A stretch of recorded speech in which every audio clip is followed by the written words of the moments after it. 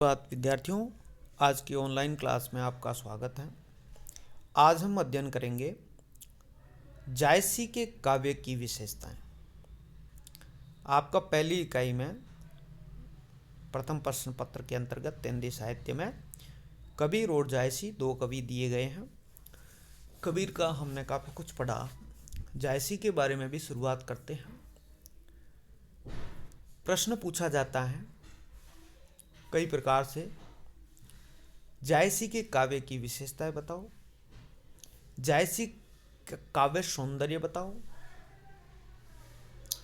या जायसी के काव्य में कोई विशेष बिंदु जो है उसके बारे में भी अलग से पूछ सकते हैं, या जायसी की भाषा शैली के बारे में पूछ सकते हैं, जायसी की प्रकृति चित्रण के बारे में पूछ सकते हैं, जायसी का प्रेम सौंदर्य के बारे में पूछ सकते हैं, जायसी का जो ग्रंथ है पद्मावत इसके महाकाव्यत्व के बारे में पूछ सकते हैं, और जायसी की काव्य दृष्टि के बारे में पूछ सकते हैं। तो हम आज अध्ययन करेंगे जायसी की काव्य दृष्टि, या जायसी के काव्य की विशेषता, या जायसी के काव्य का सौंदर्य। तो एक ही तरीके से उसको लिखना है हमें। किस प्रकार उत्तर लिखा जाता है ये उसका उच्च कोटि का उदाहरण है।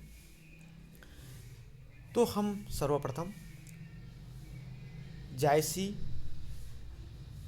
कहाँ हमारे हिंदी साहित्य के इतिहास में कहाँ स्थान रखते हैं। जायसी जो है वो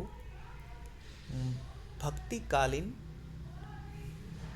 प्रेम मार्गी, भक्तिकालीन निर्गुण शाखा के प्रेम मार्गी धारा के कवि हैं। जैसे सूफी काव्य, जैसे सूफी काव्य प्रेम मार्गी धारा का दूसरा नाम ही सूफी काव्य धारा है, इसके प्रतिनिधि कवि हैं। और उनका महाकाव्य पद्मावत अवधी भाषा में उच्च कोटि की साहित्यिक ग्रंथ है या रचना है। यह अवधी में लिखा गया था और जायसी के ग्रंथ का नाम है पद्मावत। उसमें आपके भी नागमती वियोग खंड के कुछ अंश आपके पाठ्यक्रम में सम्मिलित हैं, वो भी हम अध्ययन करेंगे। उसका व्याख्या किस प्रकार की जाती है, कैसे लिखी जाती है। इसमें जायसी ने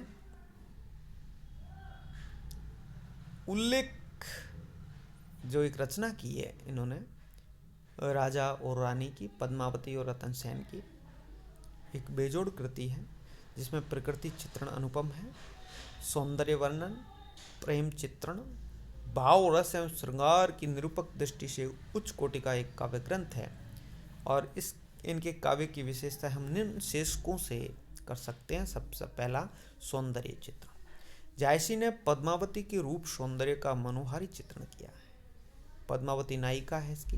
वह अलौकिक सौंदर्य से युक्त एक ऐसी युवती है जिसके सच्ची कण रेशमी केस काले काले सर्पों जैसे हैं। जब अपने जूड़े को खोलकर बाल झाड़ती हैं तो केशों की श्यामता के कारण सर्वत्र अंधकार हो जाता है। और हमें क्या है कि ऐसे प्रश्न करते समय कुछ उदाहरण याद होने चाहिए और उस उदाहरण को कर सकते हैं। जायसी का काव्य सौंदर्य आता है या काव्य की विशेषताएं आती हैं। और जैसे आपके जो पाठ्यक्रम में नागमती वियोग खंड दिया गया है, तो नागमती का विरह योजना, जायसी की विरह योजना और नागमती का वियोग, वह भी पूछा जा सकता है। तो वह भी हमें उदाहरण देकर करना होगा। और इसने उदाहरण दिया, भंवर केशव मालती रानी, बिशर रूरी लेही अरगानी, बैनी छोरी जाऊ जो बारा, सर्ग पतार हुई अंधियारा। तो ये काले काले केसों का इन्होंने उनकी अंधकारता या उसकी श्यामता का सर्वत्र वर्णन किया है। और इतनी सुंदरता है, नेत्र बंकी में है, नासिका खड़ग है, तोते की चोंच से भी अधिक नुकीली और सुंदर है, पुष्प इसी आशा में सुगंध विकिरण करते हैं। तो ये उनकी नासिका का सौंदर्य चित्रण है। जायसी ने नायिका के नक्शिक सौंदर्य का अलंकारिक वर्णन किया है, यानी ऊपर से लगाकर नीचे तक, नख से लगाकर सिक तक। इसीलिए एक बिंदु से हमने इसका सौंदर्य चित्रण किया, या सौंदर्य चित्रण हमें पढ़ना होगा इस शीर्षक से। दूसरा हम कह सकते हैं वस्तु वर्णन। इस महाकाव्य में वस्तुओं का बहुत सारा वर्णन है। नई नई वस्तुएं जो भी हैं, जैसे वन उपवन जा रहे हैं तो वहाँ पेड़ों की या फलों की गिनती कर दी। खाद्य सामग्री भी इसमें सबका नाम है। समुद्रों का वर्णन है, उत्सवों का वर्णन है, जो लोक व्यवहार है, यात्रा है, शकुन है, जल क्रीड़ा है, नक्षिक वर्णन है, इत्यादि वर्णन इसमें पद्मावत महाकाव्य ने जायसी ने की है। युद्धों का वर्णन है। उसके अलावा प्रकृति चित्रण, वस्तु वर्णन के अलावा प्रकृति चित्रण है। प्रकृति का उद्दीपन और आलंबन दोनों चित्रण किया है। नामकरण भी हुआ है पेड़ पौधों के, फलों के, और मानसरोवरों का वर्णन, झीलों का वर्णन, पशु पक्षी, नागमती के विरह वेदना में कुछ पंक्तियां हैं। और ये उदाहरण देते हुए आपको चलना है। खड़ग बिजू चमके चहु ओरा, बूंद बान बरसे घनघोरा, दादुर मोल कोकिला पीयू, गिरे बिजू गटके न जीव। ये दादुर, मोर, कोकिला, पीयू ये सभी प्रकृति चित्रण के अंतर्गत आते हैं। ये बिजली चिपकना, बाण की तरह बूंदे गिरना, ये नागमती के वियोग का अतिशयोक्तिपूर्ण वर्णन यहाँ किया गया। उसके अलावा रहस्यवादी भावना जायसी के काव्य में है। जायसी ने भावात्मक एवं साधनात्मक रहस्यवाद का समावेश अपने काव्य में किया है। यह मानते हैं कि परमात्मा रूपी प्रियतम हृदय में ही है, किंतु कौन है जो उसके मेल कराते। ये उदाहरण दिया है। पीयू हृदय में भेंट न होई, कोरे मिलाओ कहो के कोई। कहीं कहीं समासोक्ति के माध्यम से भी उन्होंने आध्यात्मिक अर्थ की व्यंजना की। ये अलंकार है, अन्योक्ति और समासोक्ति। परमात्मा की छवि संपूर्ण संसार में व्याप्त है। सृष्टि की सारी सुंदर वस्तुएं उसी के सौंदर्य की छाया है। मानसरोवर खंड में उसकी अभिव्यक्ति निम्न पंक्तियों से करते कि नयन जो देखा कबल भा, निर्मल नीर शरीर, हंसत जो देखा हंस बा, दर्शन ज्योति न गहीर। ये उसकी परमात्मा के सौंदर्य की अभिव्यक्ति। जायसी ने यहाँ हठयोग साधना का उल्लेख कथा प्रसंगों के बीच बीच में किया है। वहाँ साधनात्मक रहस्यवाद माना जा सकता है, जो कबीर के काव्य में अधिक दिखता है। सिंहलगढ़ वर्णन खंड में अनेक ऐसे स्थल आते हैं। यहाँ प्रतीकात्मक बात हुई है। नव पोरी पर दशम द्वार आते ही पर बाजराज गरिया। यहाँ सिंहलगढ़ मानव शरीर का प्रतीक है। 9 पोरिया 9 चक्र हैं तथा 10वां दरवाजा ब्रह्मरंध्र है, जहाँ राजा का घंटा अनहदनाथ बजता रहता है। आचार्य शुक्ल ने इसके बारे में रहस्यवाद में कहा है कि यह यदि कहीं रमणीय सुंदर अद्वितीय रहस्यवाद है तो जायसी में, जिसकी भावुकता उच्च कोटि की। यही वो हठयोग की बात है, यही वो नाथों का जो कबीर तक आया और जायसी में भी। इसकी एक और शीर्षक से हम विशेषता उल्लेखित कर सकते हैं, भाव एवं रस निरूपण।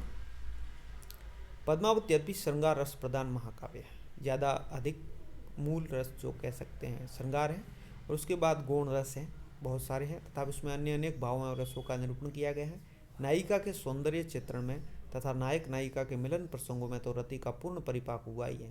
साथ ही युद्ध वर्णनों में वीर रस का पूर्ण परिपाक। युद्ध वर्णन जहाँ जहाँ वह वीर रस है, उत्साह नामक सही भाव। और जायसी ने लौकिक प्रेम के माध्यम से अलौकिक प्रेम की व्यंजना की। यहाँ कह सकते हैं इस लोक के प्रेम के माध्यम से रत्नसेन और पद्मावती के माध्यम से उस परमात्मा की बात की है, परमात्मा प्रेम की बात की है। उनका वियोग वर्ण उच्च कोटि का है, जिसमें हृदय की पीड़ा की मार्मिक अभिव्यक्ति हुई है कि पीयूष हो कहू संदेश डाहे भोराए काक, सो धनी बिरह जरी मोहिते एक धुआं अमलाक। जायसी कहते हैं अपने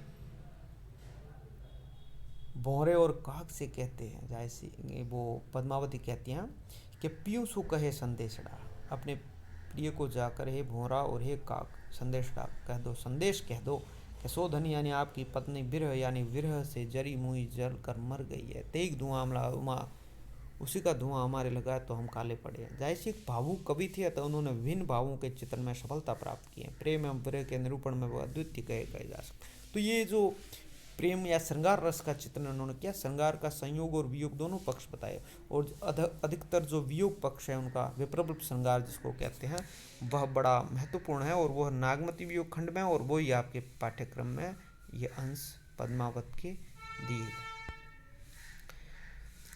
जब काव्य सौंदर्य में हम बात करते हैं भाव पक्ष और कला पक्ष की, 2 पक्ष होते हैं काव्य सौंदर्य में, भाव पक्ष और भाव पक्ष में उसमें क्या क्या वर्णन किया गया, और कला पक्ष में उसकी भाषा, अलंकार, शैली, प्रतीक, छंद ये क्या है। तो अलंकार निरूपण जो हुआ है यह जायसी के काव्य में कई अलंकार हुए हैं, जिसमें उपमा, रूपक, उत्प्रेक्षा, प्रतीक, व्यतिरिक्त, रूप का, अतिशयोक्ति आदि अलंकारों का। इसके अलावा अन्योक्ति और समाक्षोक्ति अलंकार का भी प्रयोग हुआ है, और ये अलग अलग उदाहरण उन्होंने अलंकारों के दिए, आप पढ़ सकते हो। तो अलंकार निरूपण में भी जायसी एक महत्वपूर्ण कवि है। और जायसी की भाषा पहले ही हम जिक्र कर चुके हैं, अवधी है। छंद योजना, जायसी ने दोहा चौपाई छंद का प्रयोग पद्मावत में किया है, जो तुलसीदास जी ने रामचरितमानस में किया वही छंद। और जायसी ने चौपाई तथा दोहा छंद में शास्त्रीय नियमों का उल्लंघन कई स्थानों पर मिलता है और उसमें वह शास्त्रीयता दिखाई नहीं पड़ती जो रामचरितमानस में प्रयुक्त दोहा चौपाई में उपलब्ध होती है। जायसी ने 7 अर्दालियों के बाद एक दोहे का विधान किया है और रामचरितमानस में 8 अर्दालियों के बाद एक दोहे का विधान है। तो छंद योजना, चौपाई और दोहा। चौपाई 7 अर्दालियों के बाद दोहा, यह पूरा क्रम पूरे महाकाव्य में चलता है। भाषा जायसी की ठेठ ग्रामीण अवधि है, ठेठ एक ग्रामीण अवधि है। और यह जो ग्रामीण अवधि है यह बोलचाल की अवधि है तथा इसमें अरबी फारसी शब्दों की भी प्रचुरता है, क्योंकि ये मुस्लिम कवि है और उस समय अरबी फारसी शब्दों, यहाँ राज्य था जो बाद उस समय सल्तनत काल चल रहा था। आचार्य रामचंद्र शुक्ल ने भी इनकी भाषा की प्रशंसा की है। कहा है कि जायसी की भाषा देसी सांचे में ढली हुई, हिंदुओं के घरेलू भाव से भरी हुई, बहुत ही मधुर और हृदय ग्राणी है। उनकी भाषा पर संस्कृत के शब्दों का प्रभाव परिलक्षित होता है, साथ ही वह मुहावरेदार भी हैं।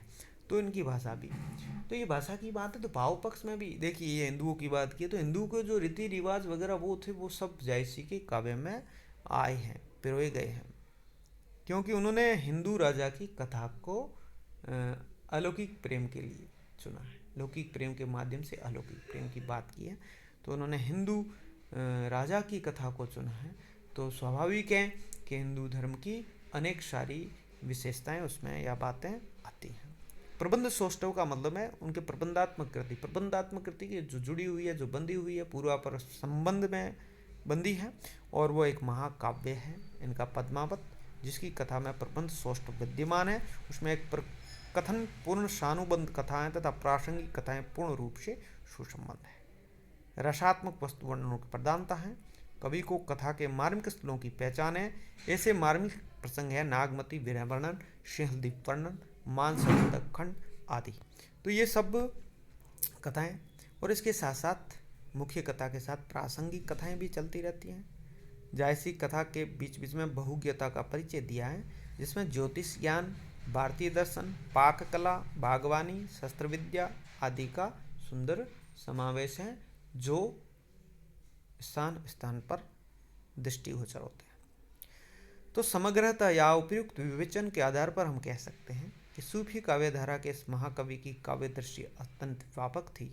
लौकिक प्रेम के माध्यम से अलौकिक प्रेम की व्यंजना करते हुए उन्होंने हिंदी कवियों में अपना महत्वपूर्ण स्थान बनाने में सफलता प्राप्त की। तो इस प्रकार ये जो जायसी की काव्य दृष्टि या काव्य की विशेषता या काव्य सौंदर्य, जैसा भी प्रश्न आए आपको इसी तरीके से उसका लिखना है। ये एक प्रारूप है, एक खाका है, और अच्छी तरीके से आप इसको समझ करके, अध्ययन करके विस्तृत रूप से आपके प्रश्न आता है 500 शब्दों का, उसमें करने का प्रयास करें। धन्यवाद।